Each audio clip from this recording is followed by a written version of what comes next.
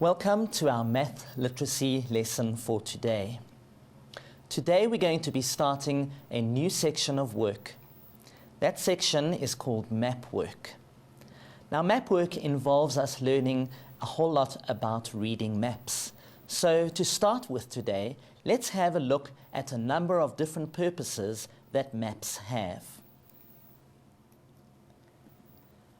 Firstly, I'm sure you have seen many different types of maps in our world today.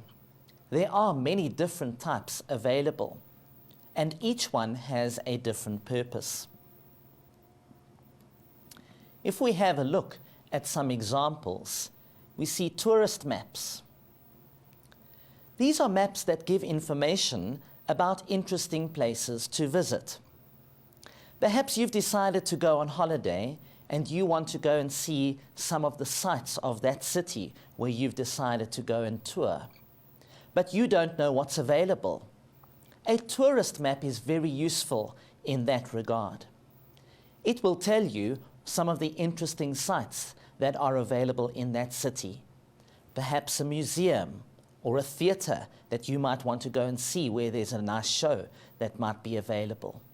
Then we have street maps. Street maps are useful when you want to locate a street in a city.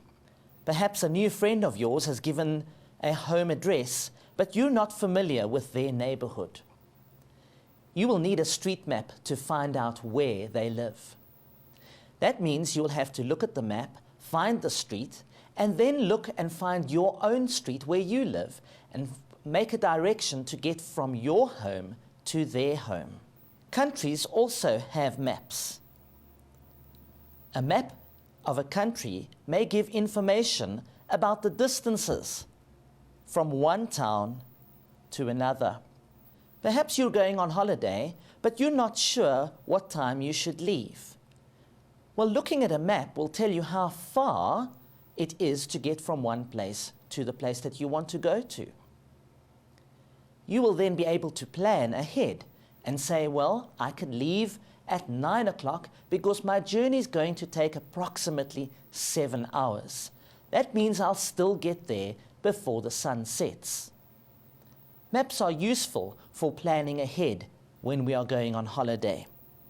Getting information from a map involves us understanding some terminology. Terms are always important when we are learning because these help us to understand the work correctly. Our first term today is the term coordinate. A coordinate is a point on a map. It pinpoints a location on the map. Imagine that you wanted to see where a town is and you don't know exactly where it is and you're looking for it on a map. When you find it, there's usually a little dot on the map that indicates the town. We could put a label there if we wanted to, and that would be a pinpoint. That pinpoint has a coordinate reading. Now, coordinates are given in terms of a latitude and a longitude line. These are two new terms that we will have to define. Latitude lines run horizontally across a map. If we had to look at the Earth, for example, we know that the Earth is round. Now imagine that someone had taken a large pen and they had circled a line horizontally right around the Earth. That would be a latitude line. We also have longitude lines. These lines run vertically down a map. Latitude and longitude lines are measured in degrees. If you remember, we've had degrees before. Angles are measured in degrees. Do not get confused between latitude and longitude and angles. Although they are measured in the same units, these are different terms altogether.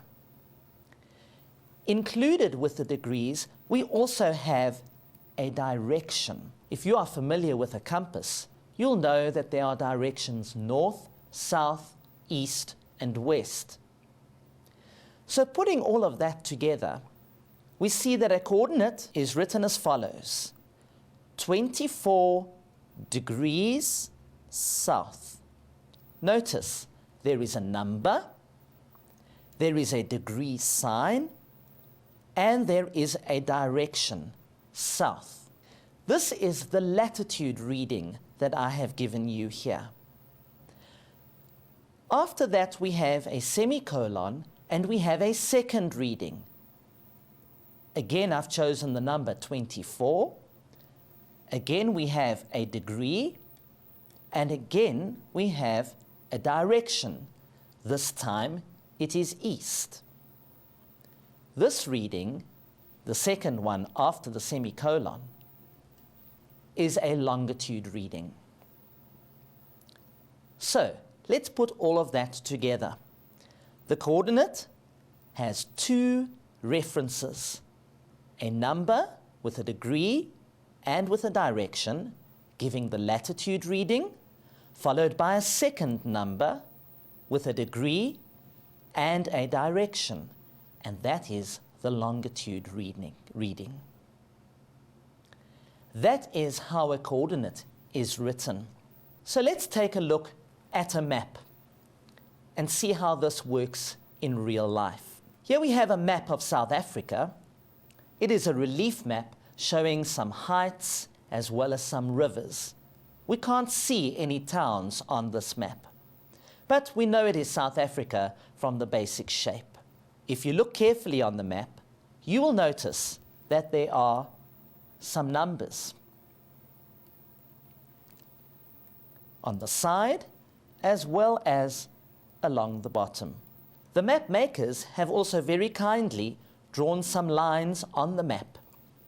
You'll notice a line running right across the center of the country, and then there's one a little bit lower down, as well as some lines that come right down the page. These are the latitude and the longitude readings. So let's see what we have here on this map. We can see that South Africa lies at a certain latitude and longitude. If we look at the top of the page here, 24 degrees south is one of the latitude readings where the line runs through South Africa. Nearer the bottom of the page, we can see we've moved right down to 32 degrees south. Along the bottom, we have South Africa lying between 16 degrees east and right up to 32 degrees east. That's a total difference of 16 degrees, 32 minus 16. For the moment, don't be too concerned about the numbers and where they come from. All I need you to see at this stage is that we have lines of latitude and lines of longitude that divide our map up and give us a position. We will see how this position works a little bit later on. There are some important lines of latitude and longitude that have been given special names. I'm sure you've heard of some of these before, but just to make sure, we're going to run through all of them that exist. The line that runs horizontally, that means it's a line of latitude, around the center of the Earth is called the equator. It has a degree reading of 0 degrees. Now, if you imagine that the Earth is a ball, which it is, and we cut that ball in half, at the place where we cut that ball in half horizontally, that would be the imaginary line of the equator. I say imaginary because, of course, there's no real line that you can go and find and say, let's follow this line. It is just a line that is drawn on a map. It doesn't exist on the surface of the Earth. All the horizontal lines below the equator are measured in degrees south. That means that we are underneath the equator, we are in the southern hemisphere. The horizontal lines above the equator are measured in degrees north. And the degrees go up away from the equator. So starting at 0, we move from 0 up to 1, up to 2, up to 3 on either side of the equator line. Again, we will look at this a little bit in more detail when we get to a map. Here are some other latitude lines that have names that are special. The first one is the Tropic of Cancer. It is located at 23 degrees north. Below that, we see the Tropic of Capricorn, which is 23 degrees south. It is not important that you know why these lines are special. That is something that is covered in the subject geography. For us, we just want to know that they are on the map because you will often see them on a map. Some other latitude lines are the Arctic Circle. That one is 66 degrees north. The Antarctic Circle, 66 degrees south. And the North Pole, which is at 90 degrees north, and the South Pole, which is at 90 degrees south. All of those are latitude lines. There are two important longitude lines. The 0-degree line, which is the prime meridian, and the international date line at 180 degrees. I'm going to show you on the map now whereabouts these lines exist so that you get an idea of how these lines actually work on a map surface. Let's start with the equator. Remember, we said that the equator is a latitude line. That means it runs horizontally. It is located at 0 degrees and it basically cuts the Earth in half. On our world map over here, we could draw this line in round about here.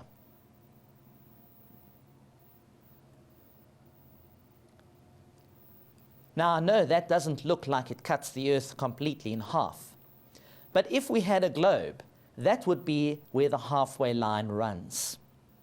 In this map, we don't see the bottom ends of the Earth. The Antarctic Circle, for example, or the North Pole. But it covers most, if not all, of the countries of the world. The line that we have drawn that goes right across the center is the 0-degree line. It is the equator. Where then would we put the Tropic of Capricorn? Well, let's have a look at what we see here. The Tropic of Capricorn was 23 degrees south. Going back to our map, 23 degrees south is round about here.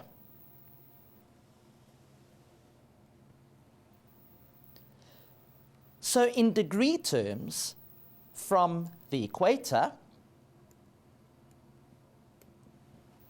this line here, to the Tropic of Capricorn, that line over there, we have 23 degrees on a map surface.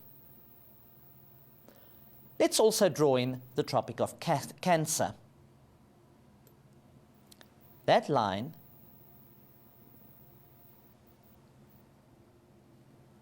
runs about there. Notice that it is also 23 degrees away.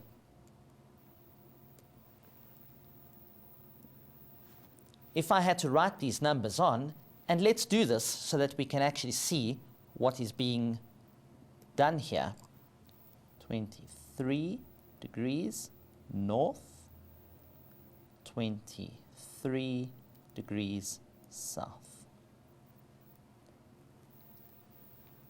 Notice that the Tropic of Capricorn lies on the southern side of the equator, whereas the Tropic of Cancer lies on the northern side of the equator. Let's also draw in the Arctic Circle. This line runs across the Earth round about there. Again, just to label it, it is 66 degrees north. The 66 degrees south line would be the Antarctic Circle, but that line runs below our map at this stage. Again, note that all of these lines are horizontal, making them lines of latitude. If we have a look at the longitude lines, we've got two that we'd like to draw. The first one is the prime meridian. It runs down our map surface round about there. This line is also known as the Greenwich Mean Line. The reason being that it runs through a place called Greenwich, which is in the United Kingdom. This is a place where there is an international laboratory on time, and it is known also as the Greenwich Mean Time Line. It is the place where we get all the different time zones of the Earth. But more about that when we discuss time zones. All you need to know at the moment is that it runs at 0 degrees and it runs vertically down the map surface. The other line is the international date line. This one runs at 180 degrees north to south, vertically again. So we have 0 degrees and 180 degrees.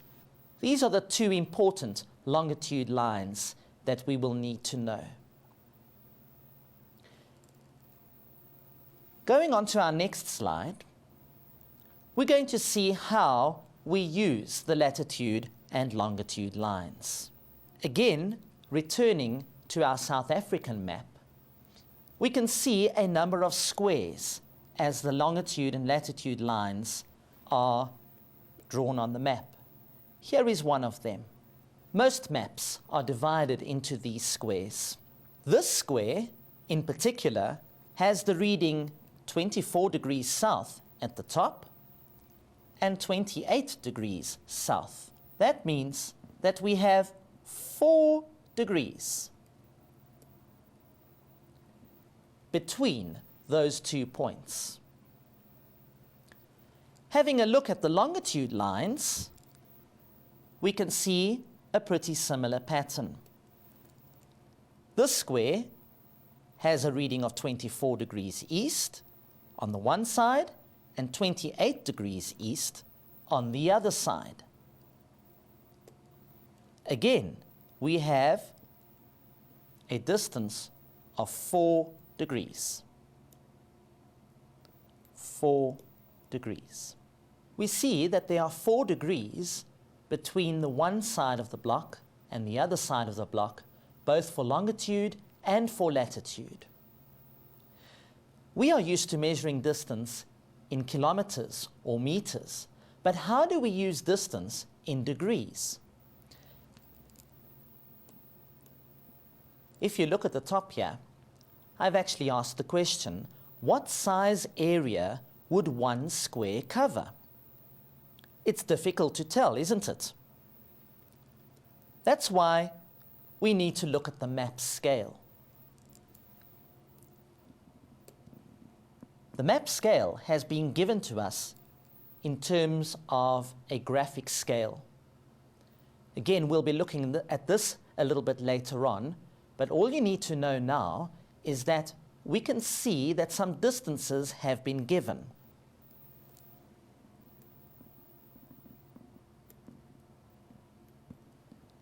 From here to here would measure 400 kilometers. Now, to make things a little bit easier, just for the numbers' sake, I'm going to look at this square that we've marked here. Let's assume that from one side of the square to the other is 400 kilometers long. We'll do the same for the line of longitude that covers our square. it is also 400 kilometers long. It will just make working out a little bit easier.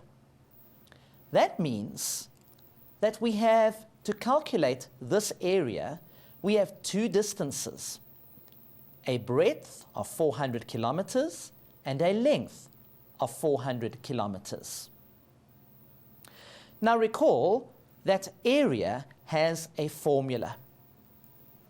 Area equals length times breadth. We said that the length was 400 kilometers. Our breadth was also equal to 400 kilometers.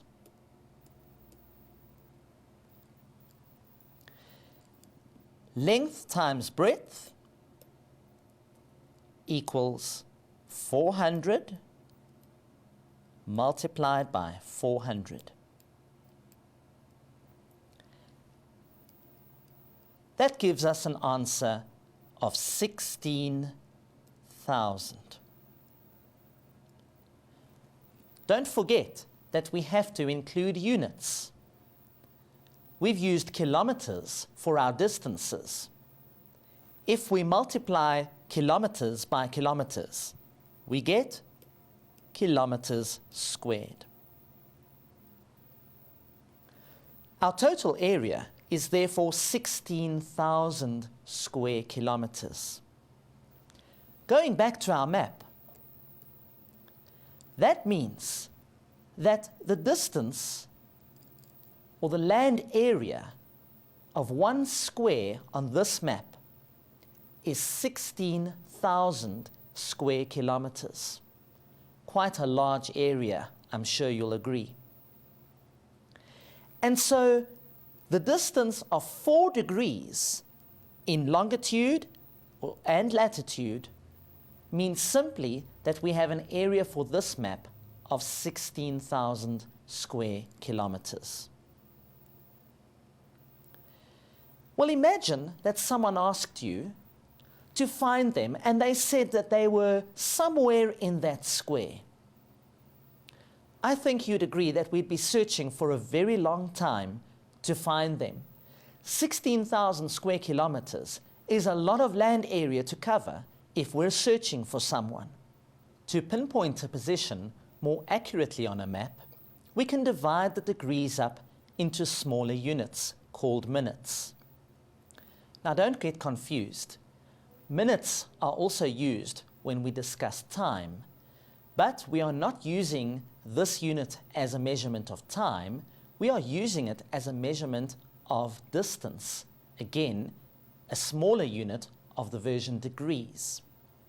How do minutes relate to degrees? Well, if you have a look, it says here that 1 degree is equal to 60 minutes. Just like 1 hour has 60 minutes in it. Again, however, we're not talking about time. We can also write that as 1 degree equals 60 minutes. Notice the little apostrophe type character after the number 60. That is the symbol for minutes. Let's have a look at an imaginary block on a map. I know we don't have a map on this block, but just like we previously had the blocks divided up on our map surface, here is a typical block from a map. Right at the top, we can see we have 24 degrees south. Of course, if we had to move 1 degree down, we'd be at 25 degrees south. That means that this distance down the side is a distance of 1 degree on any map. At the same time, we have some longitude readings, 30 degrees east and 31 degrees east. Again, the difference is simply 1 degree.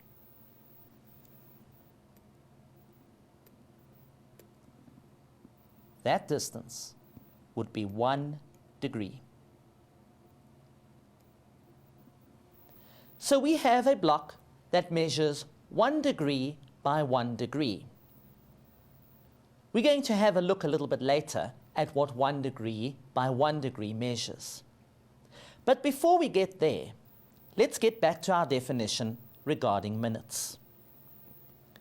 It said that 1 degree was equal to 60 minutes. What that means is that these distances that I have on my square can be divided up into 60 smaller units of equal size. If I had to draw lines running across,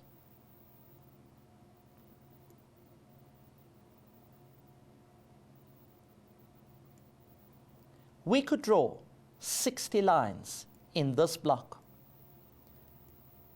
To divide that block up, we'd do the same coming down.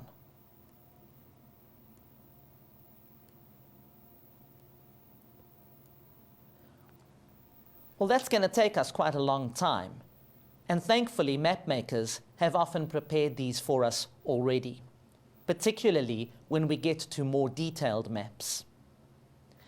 But taking that square and dividing it up into 60 lines horizontally and 60 lines vertically would mean that I get a total of 60 times 60, which equals 3,600.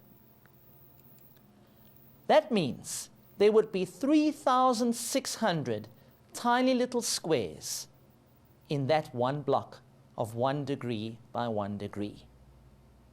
Well, let's go back to our map again and see how that works.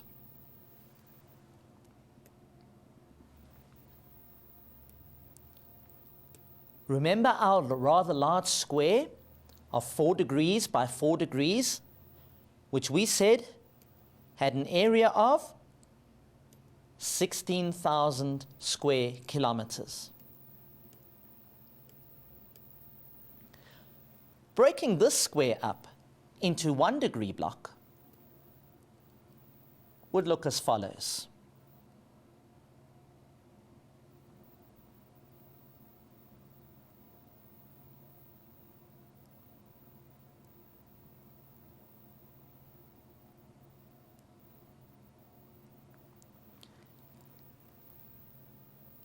How many blocks would we get by dividing up the 4 degrees into 1 degree units? If we count them, 1, 2, 3, 4, 5, 6, 7, 8, 9, 10, 11, 12, 13, 14, 15, 16. That would be a total of 16 blocks.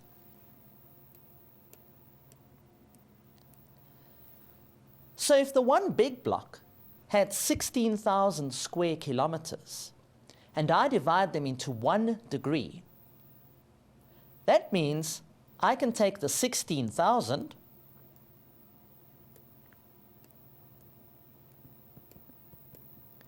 and divide it by the 16 blocks. Well, that's a nice easy calculation. 16,000 divided by 16 is 1,000.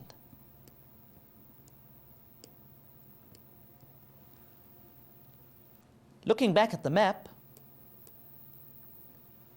one block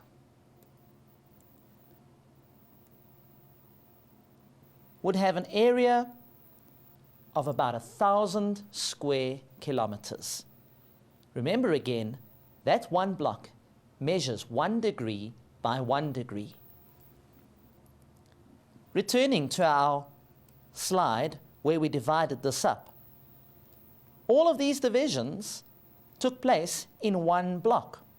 I'm going to erase all of those lines so we can see the big block again. We can improve the accuracy by dividing such a block into even smaller units called seconds.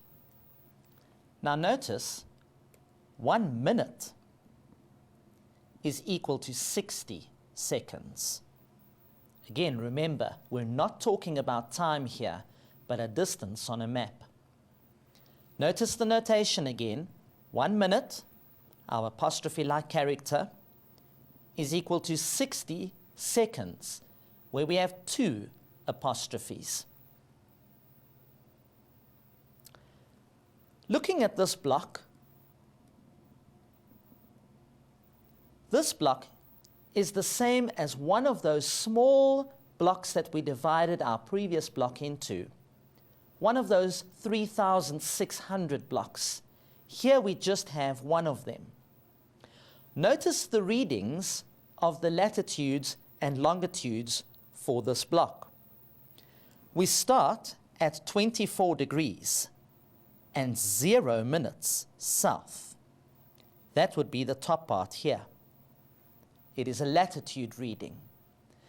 Moving only 1 minute to the south, we would get 24 degrees, 1 minute south. That's this line over here. We're no longer talking in degrees. We're working in minutes, a much smaller unit. The same is true for the longitude lines. We start at 32 degrees and 0 minutes east. That's this line here.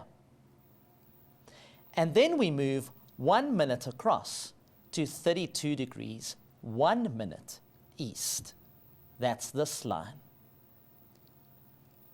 Again, our latitude and longitude readings encompass only one of the small 3,600 blocks we divided the earlier block into. We can see that dividing so many blocks, 3,600, into a further 3,600 blocks, makes for some very accurate map reading.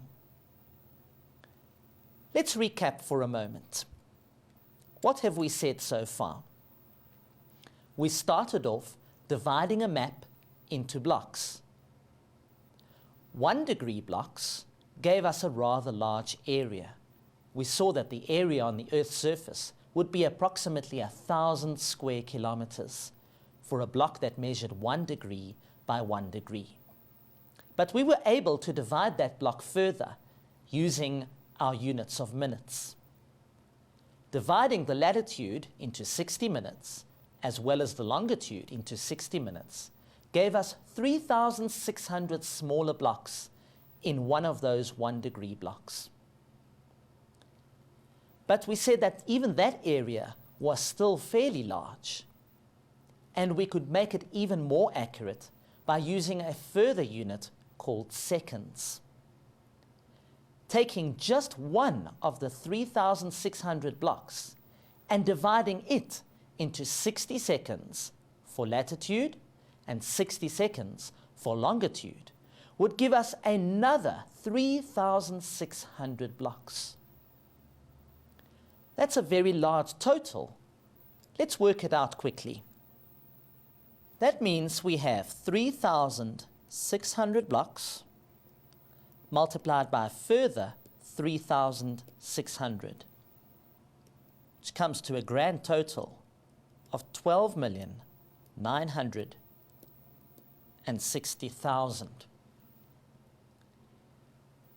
Taking a 1 degree by 1 degree block, or 1,000 square kilometers, and dividing it into a block of 12,960,000 smaller blocks would make us get a very accurate position on the Earth's surface. Well, we're going to look at an example now to see how all of this works. We've had a lot of theory this morning. So let's continue to go on to an example to see how we put this into practice.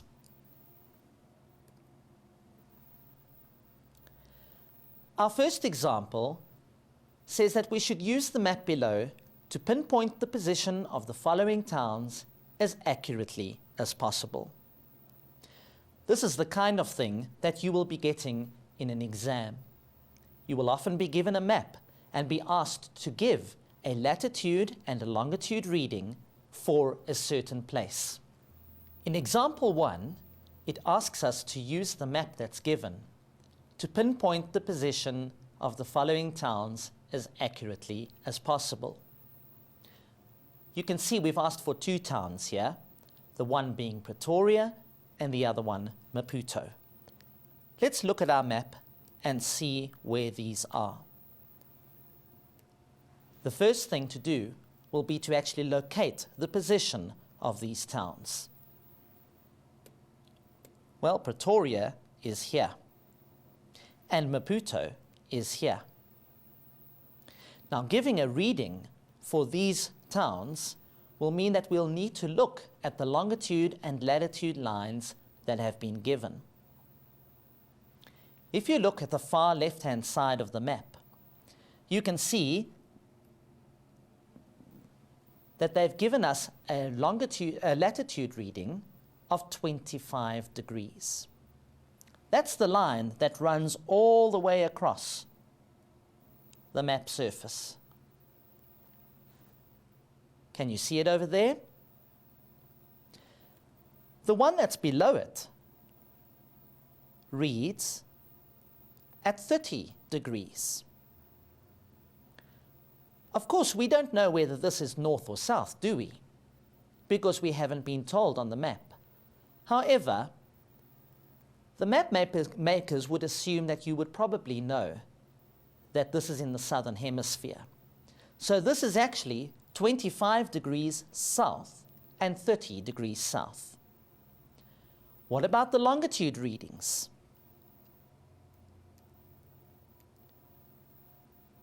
The longitude readings are given at the bottom of the map. Here's the line again. Let's just highlight it. This one is 25 degrees, and this one is also 30 degrees. That makes for some nice easy numbers. Let's fill those in quickly so that we are sure that we are using the correct block on our map surface.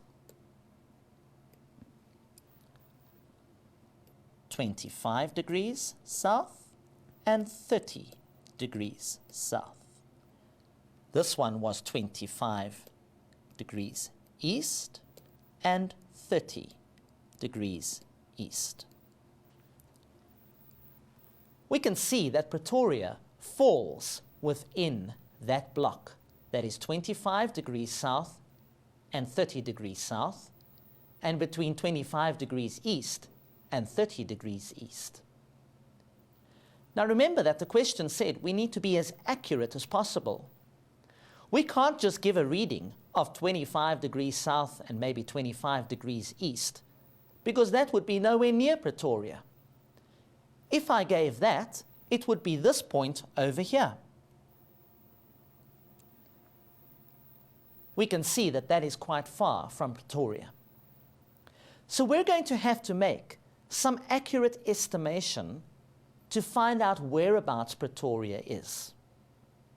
So our first step will be to estimate how far across Pretoria actually lies from the 25-degree east line. That's this line over here.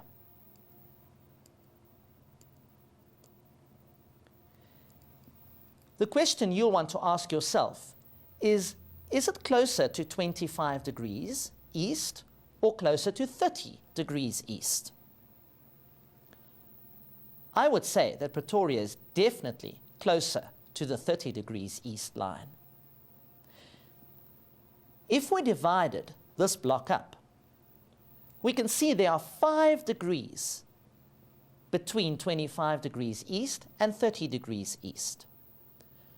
So I would take my pencil and I would divide the block into 5 equal parts.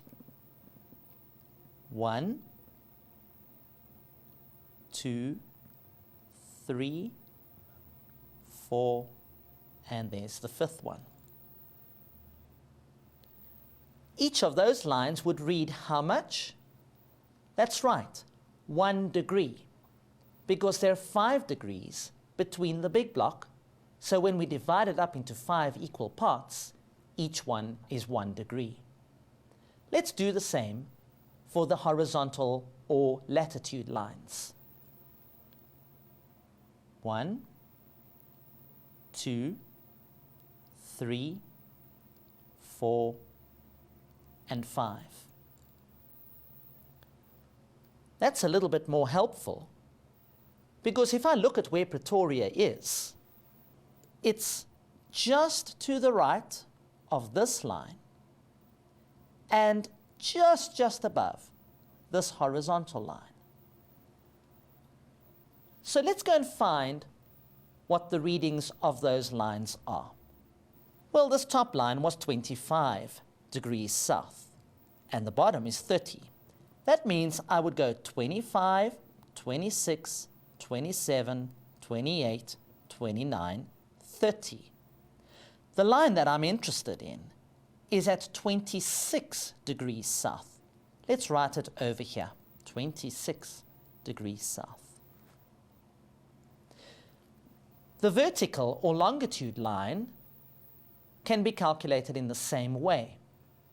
Remember, we started at 25 degrees east.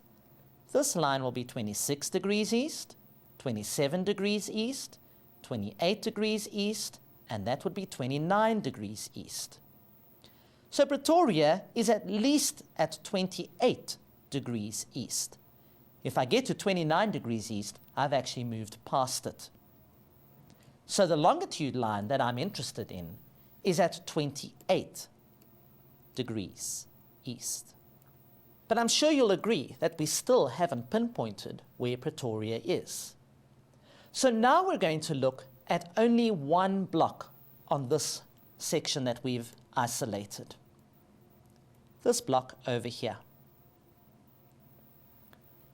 Again, we can see that Pretoria lies in that block, somewhere between 26 degrees south and 28 degrees east. It's actually lying on that 26 degrees south line. So let's divide 28 degrees and 29 degrees east into some minutes.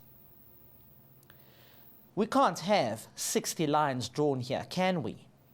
But if you have a look at Pretoria, it's just about halfway within that block. If I have to make a good estimation, I'm going to say that it's slightly to the left of halfway. Well, how many minutes would it be from the one side of that block to the other? Yes, 60 minutes. Halfway would mean, well, what's half of 60? 60 divided by 2, 30 minutes. And if I wanted to be a little more accurate, let's take away just 5 minutes to say it's just slightly to the left. That would mean a total of 25 minutes. Remember, I'm not wanting to be completely accurate. I'm using estimation. That means accurate guesswork. Again, the map is too small for us to divide into a full 60 minutes. We can't do that with our pencil. That's why we're just guessing at whereabouts Pretoria is lying. So we will say that this line lies 25 minutes to the east of the 28 degree line. So let's go and write that coordinate completely. Our horizontal or latitude reading, remember we give this one first, we said was 26 degrees. Again, don't forget your direction, south. Then we're going to put our semicolon. The longitude reading was 28 degrees east, but also had some minutes, 25 minutes. So let's put all of that in. 28 degrees and 25 minutes east. Just going back to our latitude, notice we didn't have any minutes put in there. But if we wanted to be completely accurate, we should include them. Even though it was on the line, we should say that it was on the 0-minute line. So let's put that in as well. 26 degrees and 0 minutes south. Do you see how we have two readings, a latitude and a longitude reading, which pinpoints the position of Pretoria on our map? Let's continue to do the second town, which was Maputo. Well, Maputo also lies between the 25 degrees and 30 degrees on our map surface. When we look at the longitude again, it lies between 30 and 35 degrees east. We'll do the same thing. We'll divide the block into 5 equal parts, both vertically and horizontally. 1, 2, 3, 4, and 5, and 1, 2, 3, 4, and 5. Again, each of those lines will have 1 degree between them. Where does Maputo lie? Well, we can pinpoint it there in that block. Looking at that block, it is 30, 31, 32, 33, 34 for the longitude. And for the latitude, 25, 26, 27. It is between 26 and 27 degrees south. So let's go and start there. Remember, we are talking about Maputo. Quickly take a look again. It is at least 26 degrees south and not quite 27 degrees south. 26 degrees south. How many minutes? We'll have a look a little bit later. Let's get the longitude reading. 30, 31, 32, 33, 34. So it's between 33 and 34 degrees east. 33 degrees east. Now let's go and estimate the minute reading. Maputo lies over here. If I had to draw a line halfway through that block, that would be there and there. Maputo is still to the left of the halfway line for the longitude reading, and it is above the halfway line for the latitude reading. Remember, halfway of 1 degree would be 30 minutes. So these lines represent 30 minutes.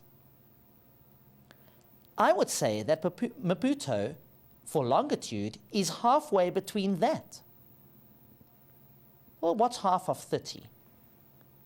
That would be 15 minutes. And let's say that it's 15 minutes above the halfway line for the latitude reading as well. That would mean that Maputo lies 26 degrees south and 15 minutes south.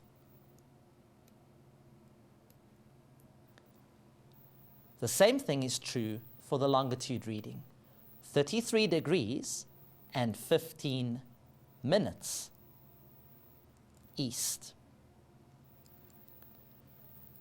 You would really struggle to become more accurate on a map of this size.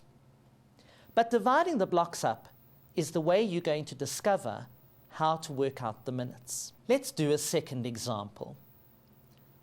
Example 2 reads, use the map below to pinpoint the position of the following as accurately as possible. Again, we have two towns given to us, Port Nolloth and Cape Town. We'll need to go to the map again to pinpoint their position. Port Nolloth is right here on the west coast of South Africa. And of course, Cape Town is also on the west coast, right down in the southern part. There it is. The map already has the pinpoint marks, the dots, which show us where the towns are.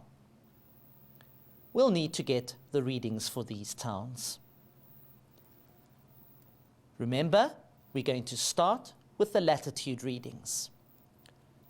Where does Port Nolloth sit in terms of latitude? Well, in the big block, it is between 25 degrees and 30 degrees. Again, we'll need to divide this up further so that we can get more accurate. Let's draw in some lines.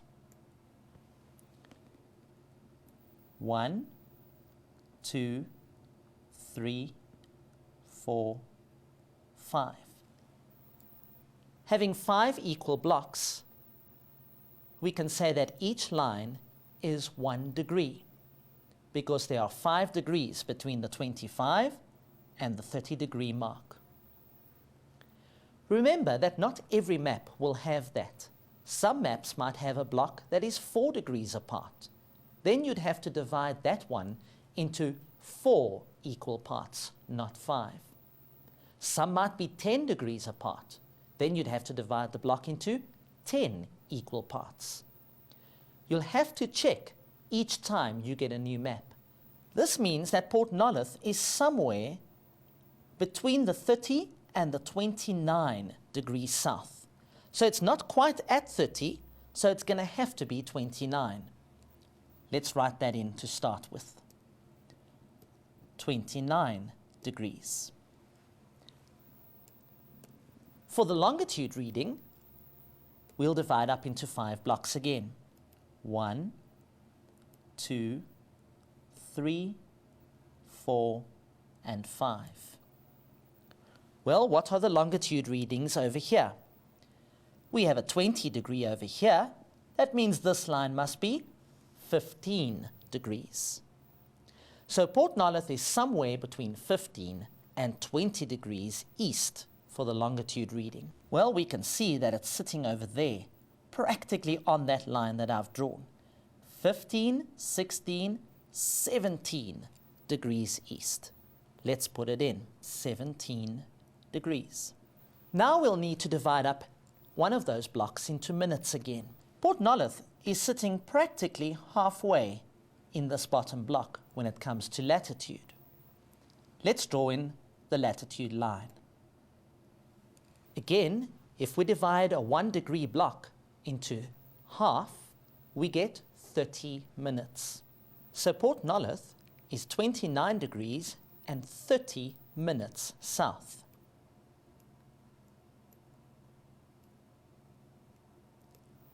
And it is 17 degrees, and even though it's lying on the line, we have to indicate that it is 0 minutes east. There we have our coordinate for Port Nolloth. Let's do Cape Town to close off the program today. Cape Town is lying between 30 degrees south and 35 degrees south. Once more, we will divide into 5 equal parts. 1, 2, 3, 4, and 5. Doing the longitude lines, 1, 2, 3, 4, and 5. Counting the degrees down, it's 30, 31, 32, 33, 34. It is between 34 and 35 degrees. 34 degrees. What about the longitude reading? Well, we're starting at 15 over here.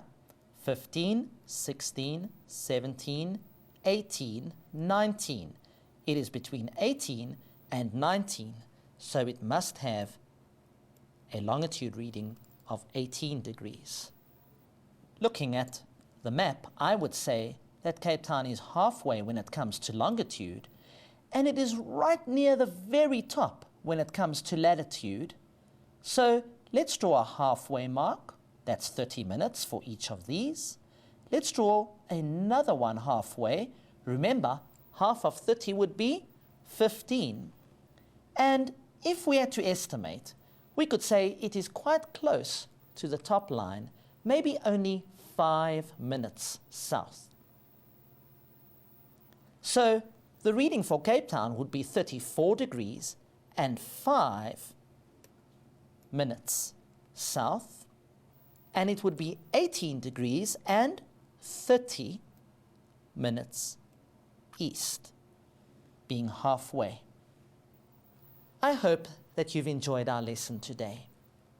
More than that, I hope that you have learnt how to divide the blocks on a map surface up so that you can accurately pinpoint a position on a map surface.